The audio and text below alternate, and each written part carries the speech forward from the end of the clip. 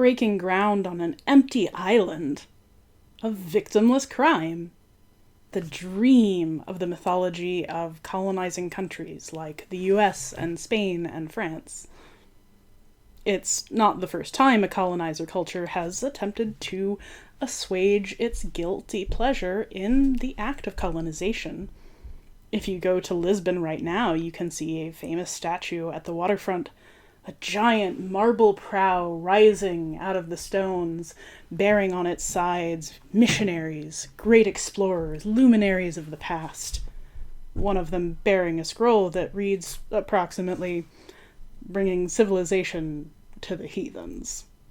For that matter, it used to be the fashion in Victorian England to go off in search of peaceful empires of the past to justify their violent reign as some kind of peaceful empire.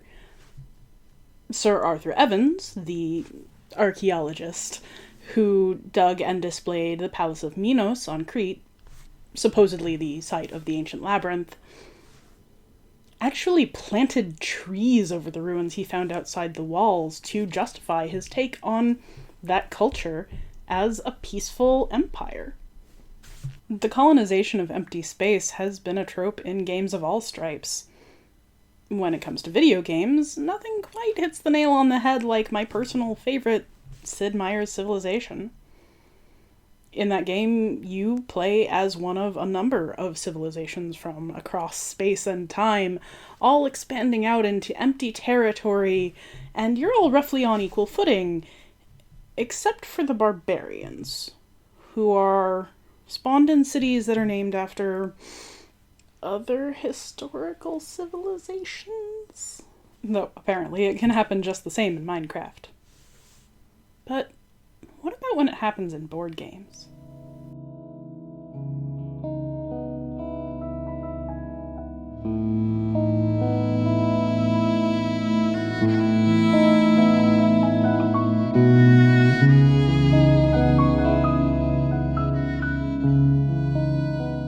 Hello and welcome. I'm Zilla, and this is my Athenaeum. And today I want to talk about colonialism in board games, and one particularly interesting case study. There was a time in my life, sometime in the early 2000s, when Settlers of Catan was the board game of choice for strategy gamers.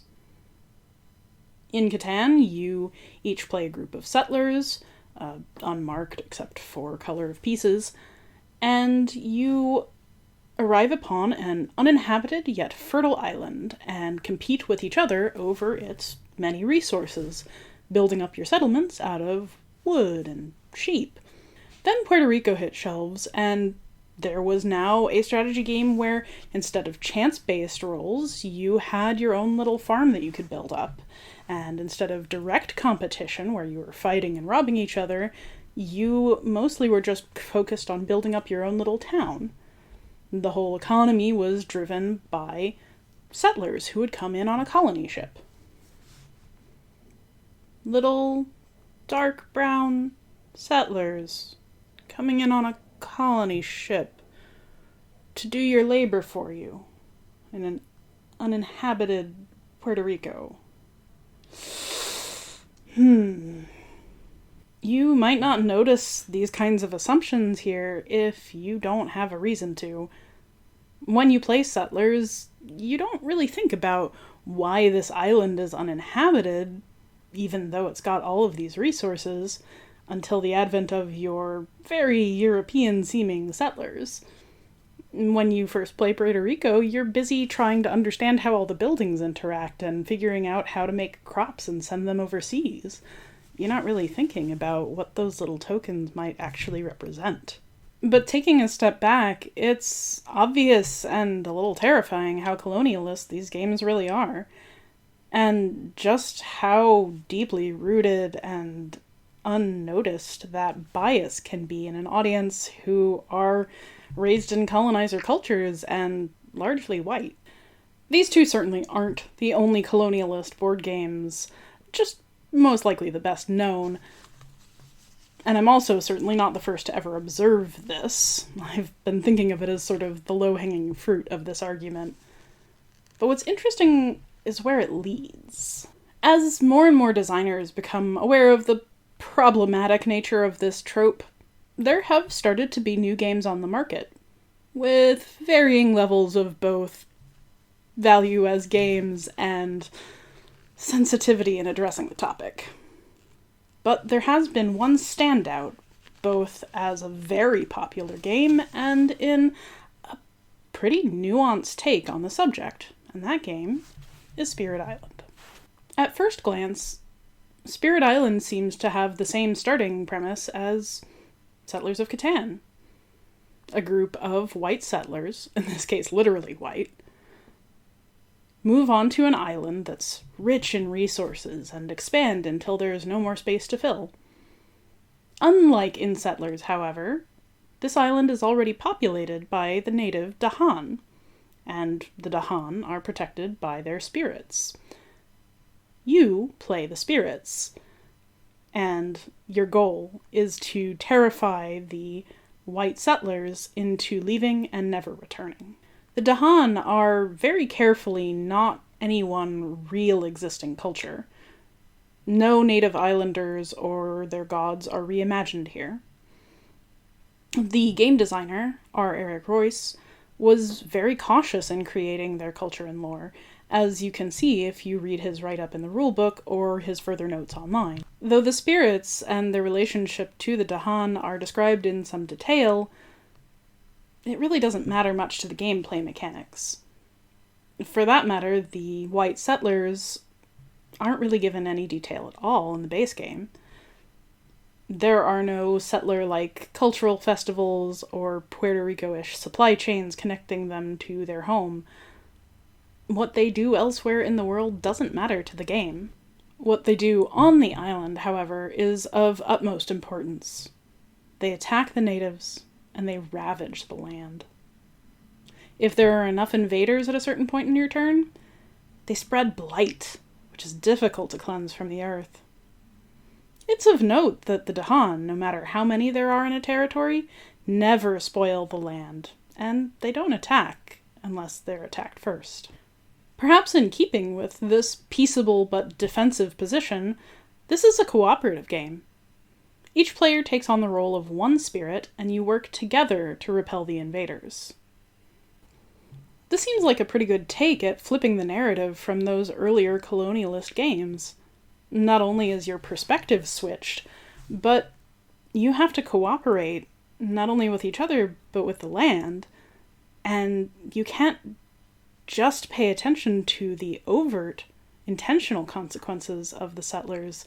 You have to deal with what they do just by existing.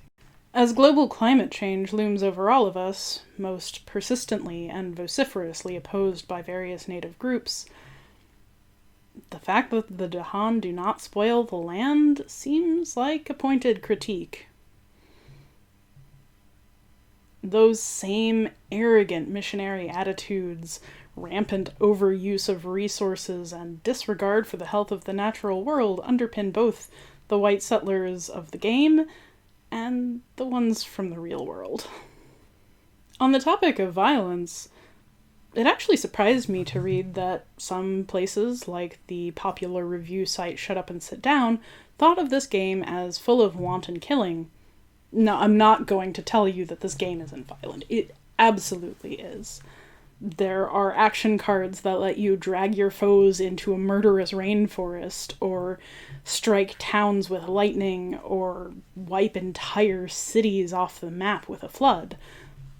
And then there are the settlers who kill indiscriminately, harming native and land alike. But there are also plenty of non-violent options. Your best weapon in this game isn't destruction, but fear. The white settlers are superstitious, and many cards just cause terror. In fact, my favorite card of the game doesn't even do that. Call of the Dahan Ways converts one white invader into Dahan, replacing hostility with understanding, and making sure that that particular person never harms the land again. Overall, the violence here is remarkably self-defensive. Unlike perhaps more expectable negative stereotypes about native savagery and scalping and raiding, what you have here are people who are fighting for their lives and their land, and only when attacked. Even the spirits do more to discourage than destroy. It's easier to win, with most builds, by fear than by destruction. And honestly, no one in this game, neither the Dahan nor the spirits, could or have any incentive to take the violence back across the sea to the invaders' homelands. And if that isn't anti-colonialist enough for you, there's a modification available that adds adversary cards, giving nationalities to the blank white European adversaries. You can fight against the English, the Swedes, or the Brandenburg Prussians, and, well, they're not precisely from our real world, as the lore specifies this is an alternate universe. That has the flavor of speaking truth to some colonial power. But even Spirit Island can't entirely escape what it's fighting against. Even though Royce was very careful to separate any supernatural elements from the actual people of the Dahan, the trope of the mystical, powerful native is still there in that they can call on the material assistance of the spirits. Now, Royce has said in his designer notes that a game with only Dahan and no spirits would be a very different game, and that's certainly true.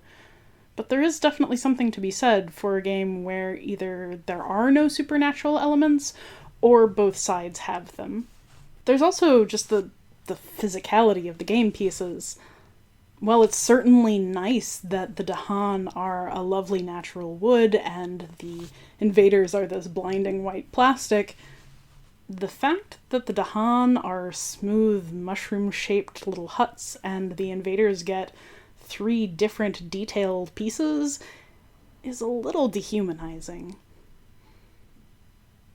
I feel like a good solution to this would either have been to make more abstract types of invaders, or to detail the wood. I understand that it's important to stay away from giving the Dahan a real-world identity, but the artists for the 2D art in the game seem to have managed to find a good middle ground between vibrant and realistic human beings and being too close to any real group. They surely could have done it for the models too. And, of course, there is one thing that is difficult to know quite how to handle. Royce himself is white. He has done quite admirably, I think, in reaching out and looking for assistance, advice, and playtesting from BIPOC peers, but as when Disney decided to make a Pacific Islander movie and cast the entire thing with Pacific Islander actors, but still left it in the hands of white directors, there's a certain imbalance that can't really be addressed. I should note here that this is not to say that Royce shouldn't have made this game, or at all a criticism of Royce himself. I'm not a proponent of stay-in-your-lane storytelling, not when you can portray others with good care and empathy, as I think Royce has done here.